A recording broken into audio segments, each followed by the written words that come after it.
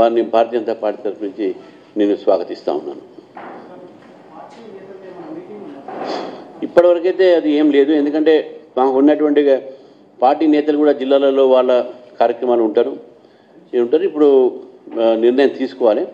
ఇప్పుడే details programme వచ్చింది, available party లీడర్స్తోనా లేకుంటే ఎట్లా అయిందని ఇంతవరకైతే దాని మీద నిర్ణయం కాలేదు. బట్ డెఫినెట్గా పార్టీ లీడర్లు ఎయిర్పోర్ట్లోనూ ఇక్కడ కలవడం జరుగుతుంది. ఏ అవినీతి పరులకైనా సరే మా పార్టీలో స్థానం లేదు, అది కవిత కానీ బబిత కానీ.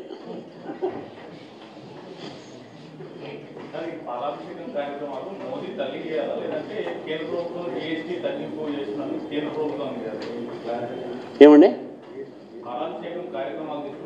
జిఎస్టీ కేంద్ర ప్రభుత్వానికి జిఎస్టీ నరేంద్ర మోదీ గారి ప్రభుత్వం తీసుకొని ఈరోజు మొత్తం చాలా వర్గాలకు ఊరట వచ్చింది. ధరలు తగ్గుతున్నాయి, అత్యవసర ధరలు తగ్గుతున్నాయి.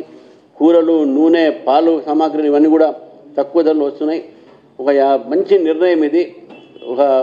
అంటే ప్రపంచంలో టారిఫ్, మన యుఎస్ టారిఫ్ పెట్టిన తర్వాత చాలామందికి ఒక భయం వేసింది. అబ్బో ఇక భారతదేశంలో ఏమవుతుందో, రేట్లు పెరుగుతాయో, అమెరికా ట్యాక్స్ చేస్తుండో.